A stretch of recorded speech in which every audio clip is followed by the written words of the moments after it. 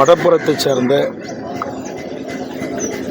அருமை தம்பி அஜித்குமார் என்ற இளைஞர் செய்யாத ஒரு குற்றத்திற்காக காவல்துறை ஸ்பெஷல் டீம் என்று சொல்லக்கூடிய காவலர்கள் சட்டத்துக்கு புறம்பாக அவரை தங்களுடைய கட்டுப்பாட்டில் எடுத்து காவல் நிலையத்திற்கு அழைத்துச் செல்லாமல் தனிப்பட்ட இடங்களுக்கு அழைத்துச் சென்று அவரை மனிதநேயமற்ற முறையில் காட்டுமிராண்டித்தனமாக மிக மோசமாக தாக்குதல் நடத்தி அந்த தாக்குதலுக்கு உள்ளான அஜித்குமார் அவர்கள் அகால மரணமடைந்திருக்கிறார். இந்த மரணத்திற்கு காரணமான காவல்துறையில் இருக்கக்கூடிய அத்தனை பேரும் சட்டத்தின் முன் நிறுத்தி கண்டிக்கப்பட வேண்டும்.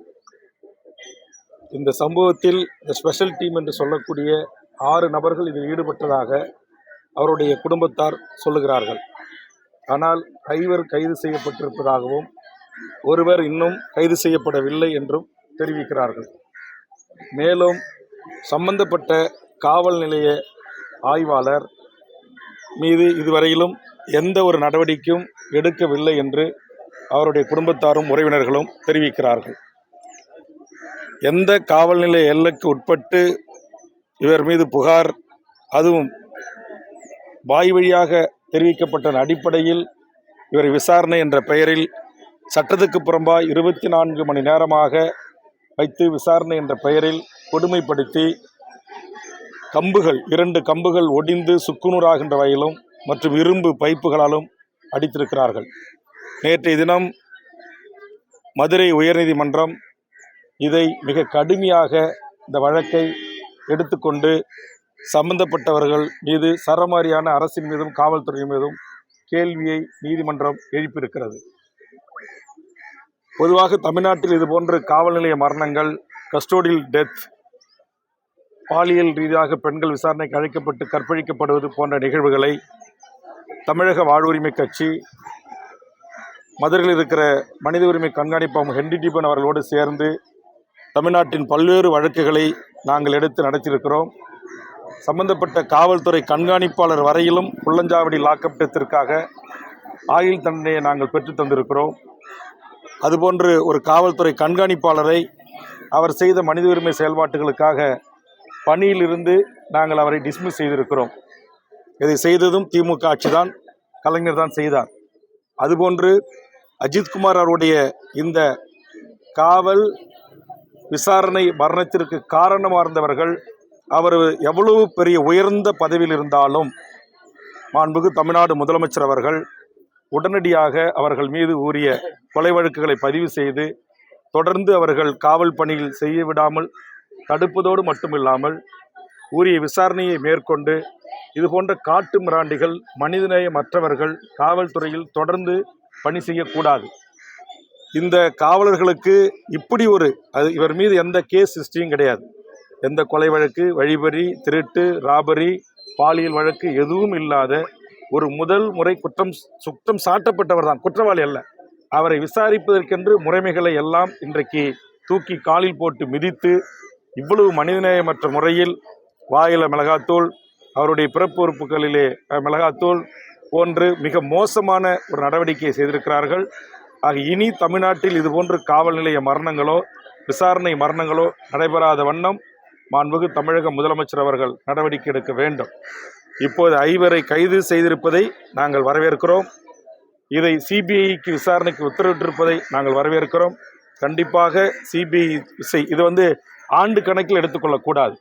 ஒரு 3 அண்ணா பல்கலைக்கழகத்தில் ஒரு பெண்ணுக்கு ஏற்பட்ட பாலியல் குற்றச்சாட்டு நிரூபிக்கப்பட்டு இன்றைக்கு எப்படி அவருக்கு ஆயுள் தண்டனை விதிக்கப்பட்டிருக்கிறதோ அதுபோன்று இந்த குற்றத்தை 3 மாத காலத்திற்குள் விரைவாக விசாரணை நடத்தி சாட்சி ஆதாரங்களை தயார் செய்து நேர்மையான முறையில் வழக்கை நடத்தி இந்த உண்மையான குற்றவாளிகள் யாராக இருந்தாலும் அவர்களுக்கு உச்சபட்ச தண்டனையை பெற்றுத்தர வேண்டும் தமிழக அரசு என்பதை நேரத்தில் வலியுறுத்தி, தமிழ்நாட்டில் காவல் மரணங்கள், லாக்அப் டெத்துக்கள், அதாவது விசாரணை கைதிகள் மரணம் போன்ற நடவடிக்கைகளில் தமிழக சட்டமன்றத்தில் நான் திமுக கூட்டணியில் இருந்தாலும் முதல் குரலாக எனது குரல்தான். இந்த 4 ஆண்டு காலத்தில் நடந்த துப்பாக்கிச் சூடுகள், காவல் நிலைய மரணங்களில் முதல் கவன ஈர்ப்பு தீர்மானமும் முதல் சட்டமன்றத்தின் குரலும் எனது குரலாகத்தான் இருந்து வந்திருக்கிறது.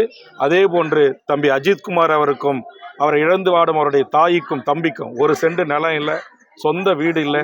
2 பிள்ளை செல்வனுடைய உழைப்பில் தான் அந்த குடும்பம் நிம்மதியாக மானத்தோடு தன்மானத்தோடு சுயமரியாதையோடு வாழ்ந்து வந்திருக்கிறது. ஆனால் இந்த தாயின் கதறலுக்கு எவராலும் பதிலளிக்க முடியாது. ஆதலால் அரசு, அவருடைய சகோதரருக்கு அரசு வேலை தந்ததற்கு நாங்கள் நேரத்தில் நன்றி சொல்லுகிறோம். அதே நேரத்தில் உண்மையான அந்த குடும்பத்துக்கு மாண்புமிகு முதலமைச்சர் நேரடியாக தொலைபேசியிலே தொடர்பு கொண்டு தன்னுடைய மன்னிப்பை கோரி வருத்தத்தை பதிவு செய்திருக்கிறார். அது உண்மையிலேயே ஒரு போற்றுதலுக்குரியதான். ஆனால் உண்மையான அந்த குடும்பத்திற்கான ஆறுதல், நீதி என்பது இந்த தவறை இழைத்தவர்கள் சட்டத்தின் முன் நிறுத்தி அவர்களுக்குரிய தண்டனை பெற்றுத் தருவதில் இருக்குது. அதை மாண்புமிகு தமிழ்நாடு முதலமைச்சரும் அரசு துறை வழக்கறிஞர் பெருமக்களும் செய்வார்கள் என்று நான் நம்புகிறேன். கண்டிப்பாக இதற்கு நீதி கேட்டு உரிய விடயங்களை எதிர்வரும் சட்டமன்ற மழைக்கால கூட்டத்தொடரில் தமிழக வாழ்வுரிமை கட்சியின் சார்பாக மாண்புமிகு முதலமைச்சர், காவல்துறை உயரதிகாரிகள் கவனத்தை ஈர்க்கின்ற வகையில் எங்களது குரல் ஒலிக்கும். மேலும் இந்த எந்த 1 சென்ட் நிலவளம் இல்லாமல் தன் உழைப்பை நம்பி வாழ்ந்த இந்த குடும்பத்திற்கு ஆறுதல் அளிக்கின்ற வகையில் எங்கள் தமிழக வாழ்வுரிமை கட்சியின் சார்பாக ரூபாய் 1 லட்சம் ரூபாயை அவருடைய தாய் தம்பியின் கரங்களிலே ஒப்படைத்திருக்கிறோம். அவர்களுக்கு வழக்காடுவதற்கு, இந்த வழக்கை நடத்துவதற்கு தேவையான உதவிகளையும் தமிழக வாழ்வுரிமை கட்சி தோளோடு தோள் நின்று இந்த பணிகளை செய்யும் என்று தெரிவித்திருக்கிறேன். காரணம், தமிழ்நாட்டில் லாக்அப் மரணங்கள், கற்பழிப்புகள், கஸ்டோடியல் டெத்து போன்ற விடயங்களில் 40 ஆண்டுகளமாக இந்த பிரச்சனைகளை தமிழ்நாட்டில் எந்த மூலையில் நடந்தாலும் அதை நாங்கள் எடுத்து நாங்கள் மனித உரிமை கண்காணிப்போம் ஹென்றி டிபன் அவர்கள் தலைமையிலும் மற்றும் PUCL போன்ற மனித உரிமை செயல்பாட்டாளர்களுடன் சேர்ந்து செய்து வருகிறோம். அந்த வகையில் சாதி, மத, கட்சி, கூட்டணி எல்லைகளை கடந்து மனிதம் பாதிக்கப்படுகின்ற போது துணை நிற்கின்ற தமிழக வாழ்வுரிமை கட்சி கண்டிப்பாக அஜித்குமார் அவர்களுக்கும் நீதி கிடைக்கின்ற வரையில் அவருடைய தாய்க்கும் சகோதரனுக்கும் அவருடைய உறவுகளுக்கும் தமிழக வாழ்வுரிமை கட்சி துணை நிற்கும் என்பதை இந்த நேரத்தில் தெரிவித்துக் கொள்கிறேன். அதையும் தாண்டி காவல்துறை தன் கட்டுப்பாட்டுக்குள்ள வச்சிருக்கிற அந்த முதலமைச்சர் அந்த கட்டுப்படுத்த தவறிவிட்டார் என்ற ஒரு குற்றச்சாட்டு வந்து, அதாவது இது போன்ற தமிழ்நாட்டில் இருக்கிற பல்லாயிரக்கணக்கான காவல் நிலையங்களில் நடைபெறுகின்ற இந்த சம்பவங்களில் முதலமைச்சர் கட்டுப்படுத்த தவறிவிட்டார் என்று சொல்வதை விட அந்த மாவட்டத்தினுடைய கண்காணிப்பு அதிகாரி, காவல் கண்காணிப்பு அதிகாரி, அந்த ரேஞ்சினுடைய DIG, அந்த ஜோனலுடைய IG போன்ற உயர் அதிகாரிகள் இவர்கள் பொறுப்பேற்க வேண்டும்.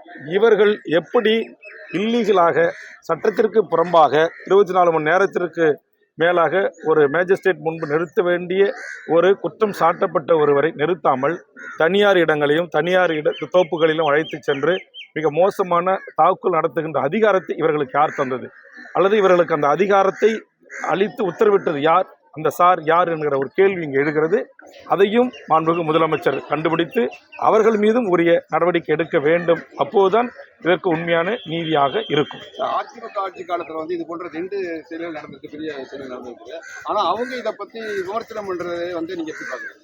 இல்லை, அது இதுக்கு மதுரை நீதியரசரே பதில் சொல்லிட்டாங்க. அது ஆளுங்கட்சி எதிர்கட்சி இல்லை, எல்லா கட்சிகளுமே இது போன்ற லாக்அப் டெத்துகள், என்கவுண்டர்கள், துப்பாக்கிச் சூடுகள், இது போன்ற அநியாய காவல் விசாரணை மரணங்களிலே அரசியல் கட்சிகள் அவரவர்கள் கருத்தை ஒவ்வொருவரும் கூறுவார்கள். இதே சாத்தான்குளம் பிரச்சனையில் திமுகவின் அன்றைய எதிர்க்கட்சி தலைவராக இருந்த மாண்புமிகு இன்றைய தமிழ்நாடு முதலமைச்சர் கூறிய கருத்துக்களும் இருக்கிறது. அதுபோன்று இன்றைக்கு திமுக ஆளுங்கட்சியாக இருக்கிறது, எதிர்க்கட்சியாக இருக்க அதிமுக இதற்குரிய நீதிக்காக குரல் கொடுப்பது என்பது தமிழ்நாட்டின் ஆண்டாண்டு காலமாக நடந்து வருகின்ற ஒன்றுதான். இது அரசியல் சரியா? இது நம்ம அரசியலாக பார்க்க வேண்டியதில்லை.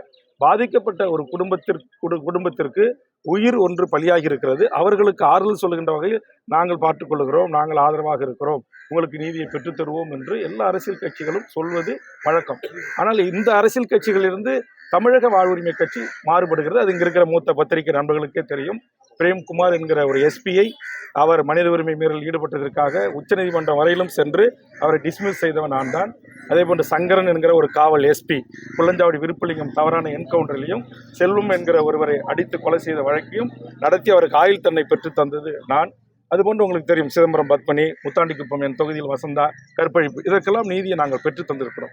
ஆனால் மற்ற கட்சிகள் தருகின்ற வாக்குறுதிக்கும் தமிழக வாழ்வுரிமை கட்சியின் சார்பாக அல்லது நான் கடந்த காலத்தில் இருந்து பணியாற்றிய அமைப்புகள் கட்சிகளின் சார்பாக நாங்கள் இதையெல்லாம் இது போன்ற விடயங்களிலே நாங்கள் மிகவும் உன்னிப்பாக மூத்த வழக்கறிஞர் பெருமக்களை வைத்து வாதாடி அந்த நீதியை நாங்கள் பெற்று தந்திருக்கிறோம்.